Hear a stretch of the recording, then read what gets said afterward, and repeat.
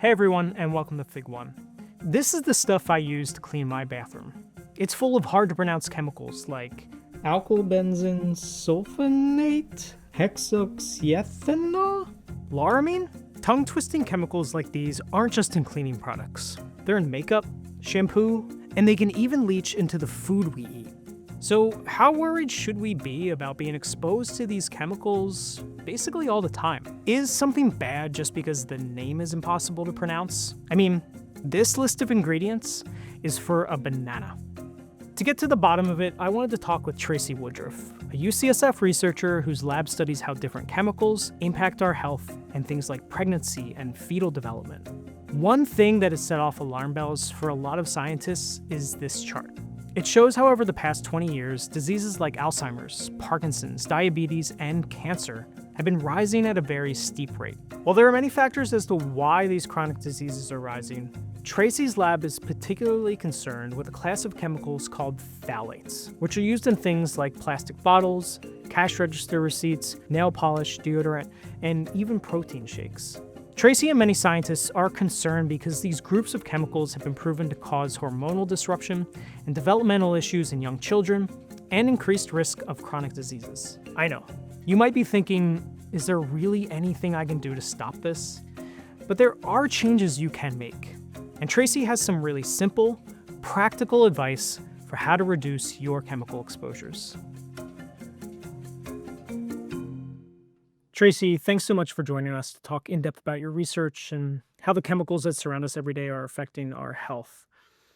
The chart I talked about earlier showing the rise in chronic diseases is pretty frightening.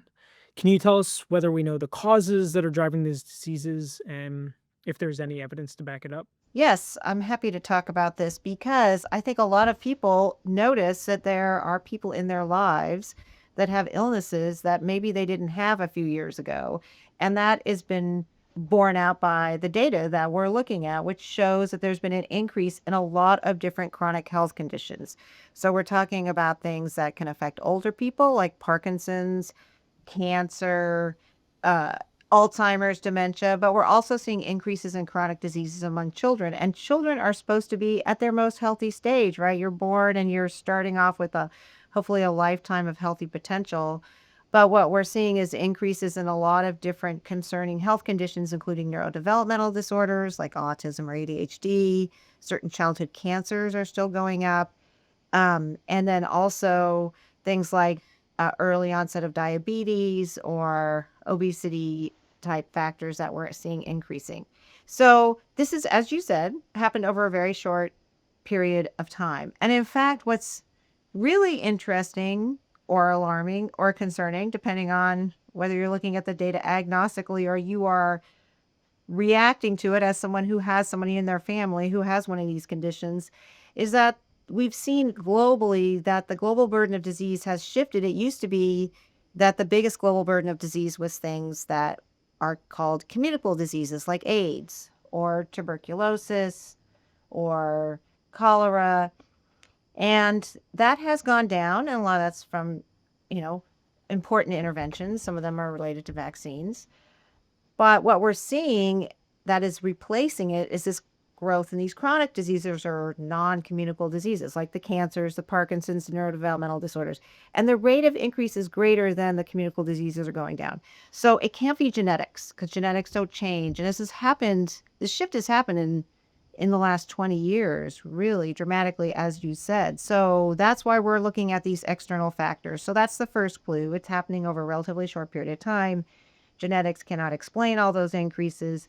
And now we have a lot more science about the role of these different types of external factors that can increase these diseases. So one is air pollution. Air pollution is the leading global burden for mortality it's the biggest cause of mortality worldwide. And we know a lot about air pollution because there's many, many, many studies from air pollution monitors linked to health outcomes. So that's one reason we know about that. The other is there's other risk factors that include one thing that we work on is the role of toxic chemicals. So think about different chemicals that are made from, and these are made from fossil fuels. So there are things like perfluorinated chemicals that people have heard of, or phthalates or bisphenols. And now, because we've been focused on the research on this for a number of years now, we have a lot more information about how they can also contribute to these adverse, increasing chronic health conditions. But we've had chemicals and air pollution pre-1990s, so do you have any indication why this dramatic shift is happening in this relatively recent time frame? Yeah, that's a really interesting question. I think there's a couple things that are going on. First of all, some of these diseases have been going up slowly, have been going up for many years. It's not like, for example, childhood cancers or leukemia.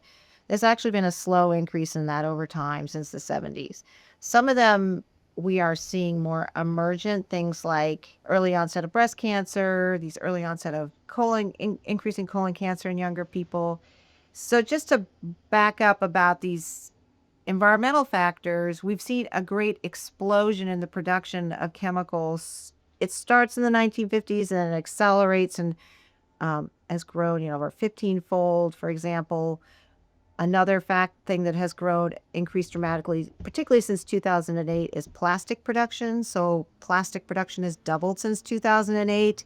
And the chemicals that are used in plastic, we know many of these are toxic and can increase the risk of these diseases. And now we're also seeing now an emerging set of research on the plastic as it breaks down and exposure to microplastics. So that kind of increase in those types of chemical or plastic related exposures could be important here. I think that's one factor. You may have had people in the 70s who had an early life period where they didn't have these very high exposures, but that is slowly going away as we're increasingly being exposed in this chemical soup. And the thing that's really important about the exposures that occur prenatally and early in childhood is they can have a much greater effect on development, which can then predispose that child to future health risks, things like these cancers that we're seeing now emerging among young people. So your research focuses a lot on maternal health, which includes the baby in utero. Can you talk to us about what chemical exposures are doing to us before we're even born and how those exposures can impact us through adulthood? Why we're really focused on these exposures that occur during these developmental periods is because development is a time of very rapid changes that are happening, right? So if you imagine, right, you start off with the sperm and the egg and they get together and form a cell, and then that starts dividing. That is happening. You start as something very small and then you grow into a whole person in a very, 9 months is a very short period of time. So because things are rapidly changing during that time period, perturbations that come in and interrupt that in some way can leave a permanent effect that may manifest later, maybe right at birth. You may see a birth defect, or it may not happen until childhood. So you may not see a cancer or neurodevelopmental effect, or may not even occur all the way into adulthood. So that's one factor. And then some of these chemicals also interfere with the signaling that happens during development. So hormones, so things like estrogen or testosterone or thyroid hormones, they are chemical signaling messengers that are telling the body to do certain things during development. So like testosterone gets increasingly produced and it's telling the male reproductive tract to develop. So it starts off and then it forms all the different parts all the way down to the testicles and the penis. And if you interrupt that, if you have a chemical that comes in, for example, like phthalates, which lowers the levels of testosterone, then you have less testosterone and then you may have incomplete male reproductive tract formation. Or you could have damage to the male reproductive tract organs, like may affect the ability to produce sperm later in life. So that's why you have different things that are happening. And some of these things happen uniquely, right? So these physiological systems, like the male reproductive tract, is only formed one time. And so if you interrupt that you happen to have that disruption at that time period, it's a unique event that can have a permanent effect downstream. So that's why it's really important to understand development, to understand how these chemicals are influencing development, and then that help allow by taking actions that prevent that very sensitive time period, those effects happening during that sensitive time period, we can protect that, make sure that that happens through a healthy trajectory, but also it ensures that everybody else's exposures are low and not affecting them adversely. So I think one important caveat in all of this is the idea of the population shift. Can you just sort of explain that and how each individual's risk to these chemicals will vary? So the other thing that is really an important factor in addressing this or studying it or addressing it is that we're all exposed to these chemicals all the time, but we're not all getting sick immediately, right? And that's because we all have different, first of all, we're all a little bit different in the population, right? Some of us are healthy adults, some of us are children, some of us already have an existing health condition. Some of us live in stressful situations. Maybe we have difficulty with food, or have a low income, makes it difficult to get food on the table. And so when you're looking at the distribution, right, there's 360 million people in the United States. Some people are healthier, some people are less healthy, some people are older, so there's all these different factors that create your individual profile. But when we look, and then the chemical exposures, while they're important, they're also can create not a great risk, but some risk. But if we each individually have this risk across 360 million people, it can just basically shift the whole population from, we have a lot of healthy people and some people who are more adversely impacted, to having more people in the adverse impacted group. So for example, a good example of this is lead, exposure to lead, which is well established to adversely affect childhood brain development. But it won't affect every child, but it can affect because so many children are exposed.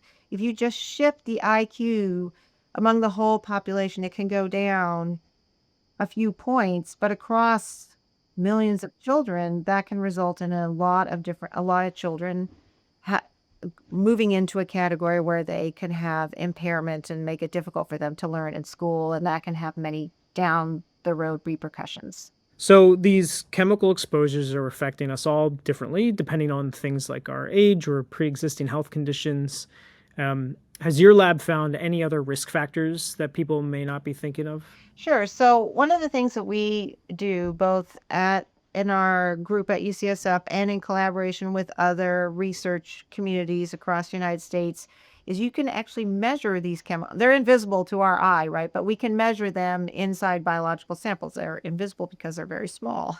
So, but you can get a blood sample or urine sample and you can measure the different chemicals in there. We can't measure all of the chemicals we're exposed to, but we know that when we do these measurements, there are dozens of chemicals that people already contain in their body. But we also know, because people have different experiences, either they live in communities that have more exposures that occur to them, or they're have products in their house that may have higher amounts, or they're more use or be marketed to them that can create more exposures. We know that certain groups of people have higher exposures, and we've done studies to evaluate this. So one of the studies that we participated in was the National Institutes of Health Environmental Influences on Child Health Outcomes, or the ECHO consortium, which is a consortium of multiple pregnancy and child cohorts across the United States. And what we did as part of this is worked with an analytic chemist who developed an assay to measure many different chemicals in a urine sample. So chemicals that we would commonly come into contact with, pesticides and chemicals that are used in plastics and personal care products and in the home. And what we found in a pilot study that we did was that people were exposed to many, many different of these chemicals, both pesticides and chemicals in these personal care products and chemicals in products. And what we found was that certain groups had higher exposures. So for example, women who reported being Hispanic had higher levels of certain types of pesticides.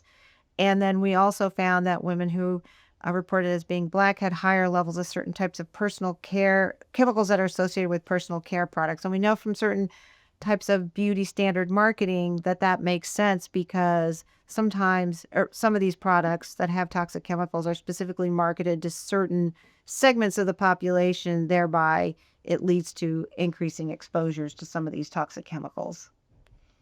There's all these chemicals in the beauty products, and it seems like the research is well established that these chemicals are no good for us. So why are they allowed in there? Yes. So the way that the regulations are, the way that these products and the chemicals in these products, the way that's handled in the United States, by and large, is that you can use these chemicals in products unless somebody, the government, like identifies them and then decide, the onus is on the government to identify them and then regulate them and take them out. I think a good example of this, we didn't measure this, but a good example of this is formaldehyde. Formaldehyde is a cancer causing chemical, and among other things. It also can induce asthmatic responses, and that is used in a lot of hair care products. And the last administration was going to regulate that, and I don't think it ever happened. And so now people are still going to be buying, because people don't know. People think that you go to the store and the government. We've been sold this narrative that when you go to the store, the government has regulated everything and all the things, and that's just not true. These products contain chemicals that have not been, the chemical industry doesn't have to tell you, except beauty products are the exception, but they don't have to tell you where they're using those chemicals. They don't have to provide data to the government about the potential toxicity of these chemicals, unless the government goes and like asks for it. So a class of chemicals that are used in beauty products, from nail polish to hairspray, are phthalates. But phthalates show up everywhere, and we're exposed to them just by touching these products. From reading your research and other sources, phthalates can have a really harmful effect on our health.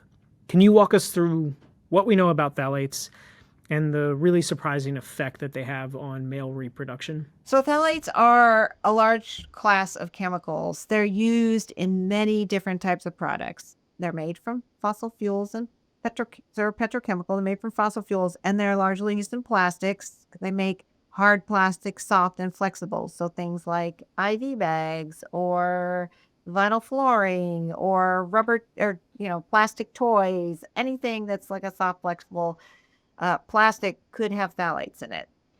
They're also used to convey scents in products. So they can be used in perfumes, any personal care products that have a scent in them. They could have phthalates in them. And as you said, there's many different types of phthalates, and phthalates, but we know a lot about certain types of phthalates. And phthalates are known as endocrine disrupting chemicals. So I talked about earlier that there are chemicals that can interrupt the functioning of the hormone system, and phthalates are one of those types of chemicals. They can essentially interfere with the production of testosterone. So that's one way that they act. Because of that, because hormones are really important for all the functioning of the body, there's been many studies of phthalates and the different types of health effects that can result from those exposures. The most classic is effects on male reproductive health, so effects on the development of the male reproductive system, which can affect sperm quality, and then downstream you can get infertility. And I think this is a really important link, because sperm quality is one of the documented adverse trends and adverse health effects. For example, there's been good data published by Shauna Swan looking across multiple studies, finding a 50% decline in sperm quality over the last several decades. That can lead to infertility. Oh, sorry, go ahead. Has that decline come with an increase in the production of phthalates or adoption of phthalates in products that we use? Well, so we've seen an increase in plastic production. So I assume that, the phthalates would travel along with that. At the same time, we're seeing declines in sperm quality. I'm not saying phthalates is the thing, but it certainly can be one component of this. And then with the decline in sperm quality, you're going to have decline in fertility, and there's a lot of discussion about the decline in the population decline, and really what's the role of environment. I mean, environmental chemicals are going to be an important part of that, though it often does not enter into the popular discussion. But I do think it is an issue. It's like you as when we do research in this area, and it's so interesting, we talk to doctors and they're like, they have this light bulb go off and they're like, wow, these chemicals can interfere with testosterone production, and then they make the link to sperm quality, and then they make the link to fertility. But it hasn't, there's a lot of conventional areas in our society. I don't know if they're conventional, but sort of institutional areas in our society where this is still not fully accepted. And I think we're seeing the downstream consequences of not being responsive to what the public is concerned about in this case. But phthalates have also been, there's been some good high quality reviews of the health effects of phthalates. So they found that they're linked to preterm birth, which means that babies are born too early, and metabolic disorders like diabetes, which we also know are going up in the population. They're also suspected to increase the risk of miscarriage and neurodevelopmental harms like attention deficit hyperactivity disorder, also going up in the population. Well, it feels overwhelming, and I think it's not just because of the health effects that you've described, but knowing that the petrochemical industry is this Yep. massive entity, and some of the corporations that make it up are just some of the most powerful in the world. But Yep, that is true. something your lab does really well, I think, is communicate the things that we can do to limit our exposures. So can you let us know maybe some of the cheapest and easiest ways that people can change their life by getting rid of this chemical exposures? We are creatures in the structures that we live in, and so it's hard when you're constantly marketed. So I just want people to know that, things that you do can reduce your exposures, and you can take easy steps and not do everything at once. I didn't do everything at once, and I still make a lot of mistakes, and my family sometimes doesn't listen to me, shockingly. So it's a process. And some of the things are super easy to do, and they're cheap and have been shown to reduce your exposure to these chemicals.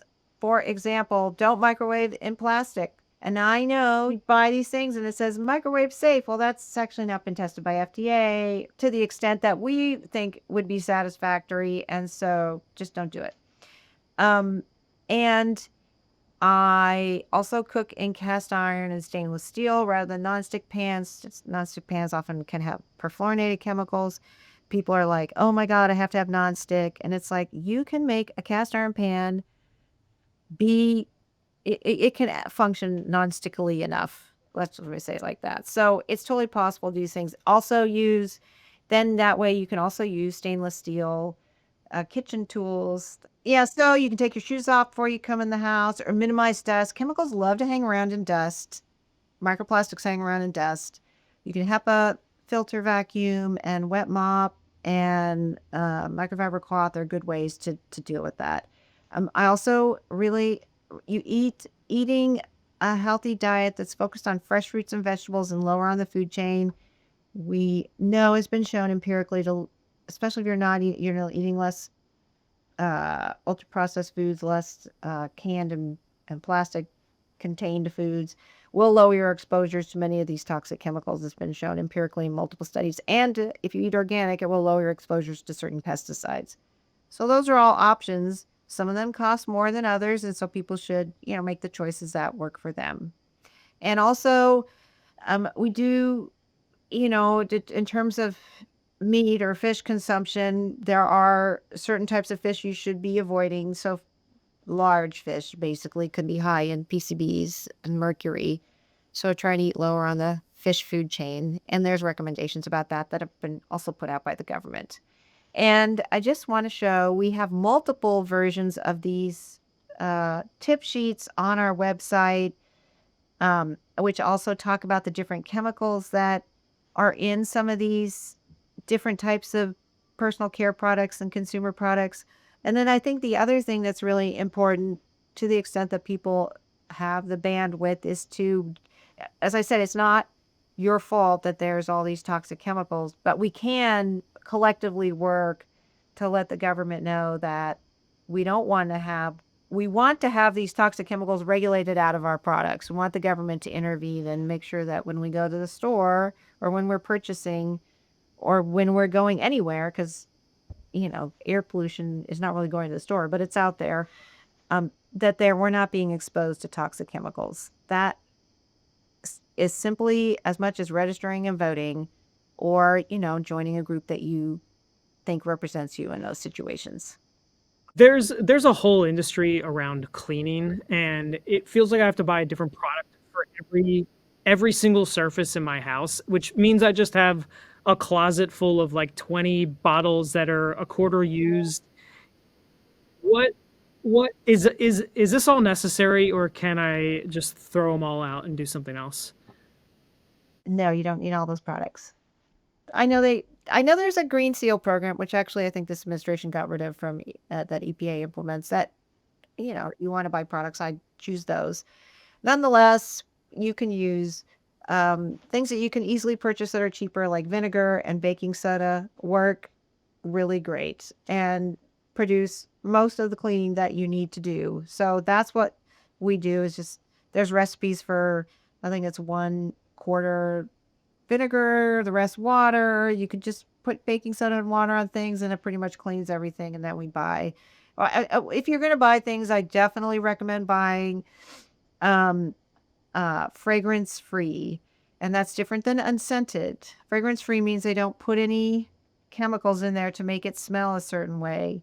Unscented meat could mean they put another chemical in there to make the smell go away. So, and so your laundry, so we, buy all that laundry detergent, soaps, and don't use, and try and buy your dishwashing soap that's not those little pods. First of all, if you have a small child, they look like candy, and that's really bad. So you don't want them for that reason. But also, turns out they dispose a lot of microplastics into your washing machine and into the water supply. So you can just get the, box of whatever detergent.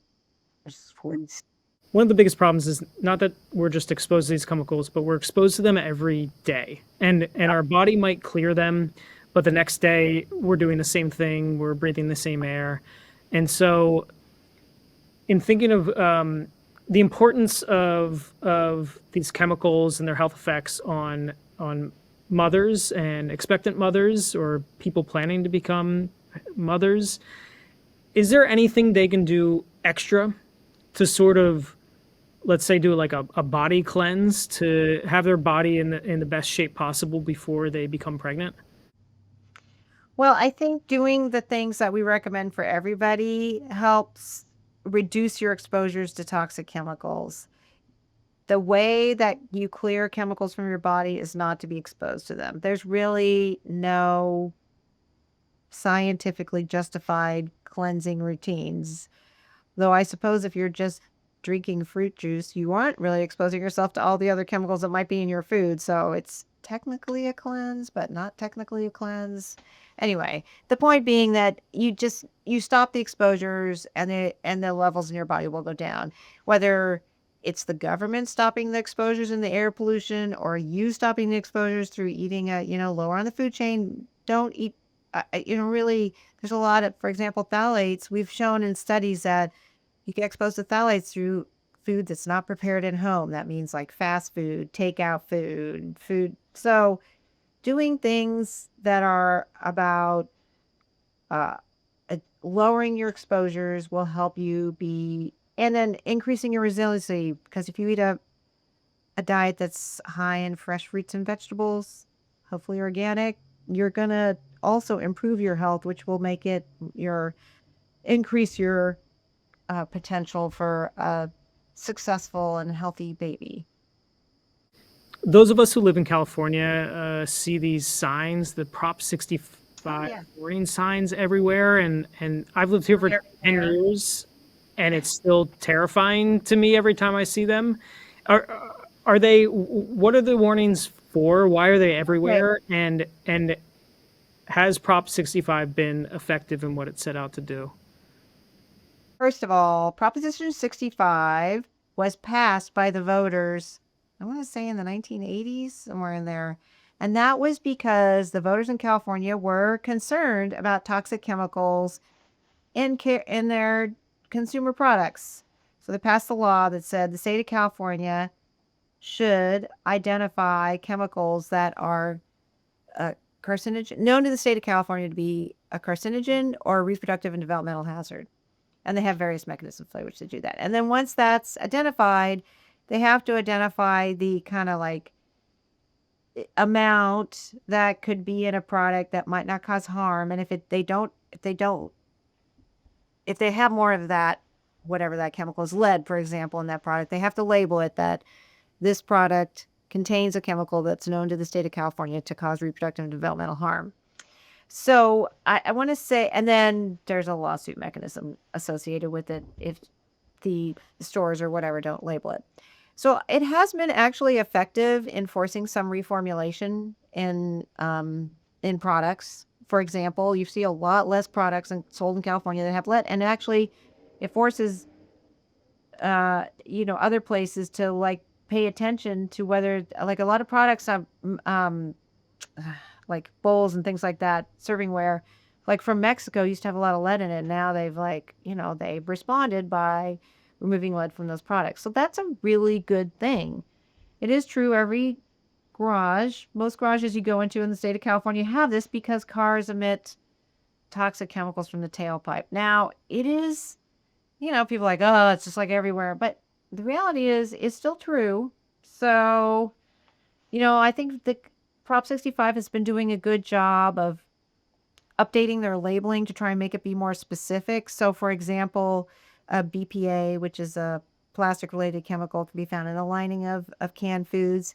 If you go to the grocery store, the labeling, the Prop 65 label they have there is a little more specific. It's like BPA can be in the lining of these canned foods.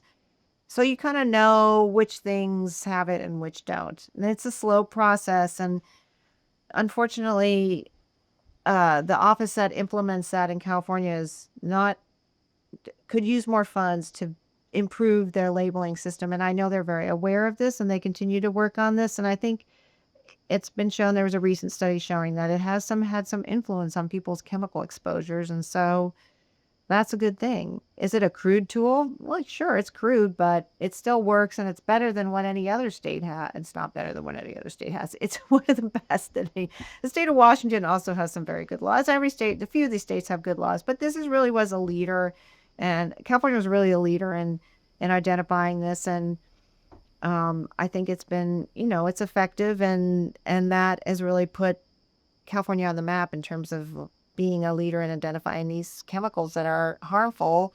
Well, it feels like a great example of a economic powerhouse, and the people who live there in California sort of, taking their own course and voting that with their health in mind. Let me just say, California has often been a leader in a lot of these areas that then have gone on to be replicated in either in other states or federally.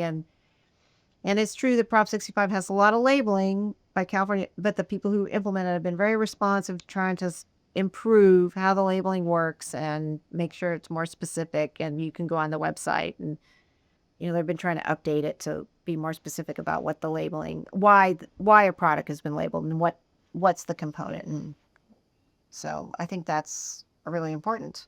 We have the FDA, we have the EPA. They regulate these chemicals, or we think they do. And you talked earlier that, it feels more like a shoot first and say you're sorry later sort of scenario with some of these. So what is the real issue with the government not keeping these chemicals out of our lives? Is it that the science hasn't caught up to the regulatory bodies yet, or did they just not, it's putting innovation first?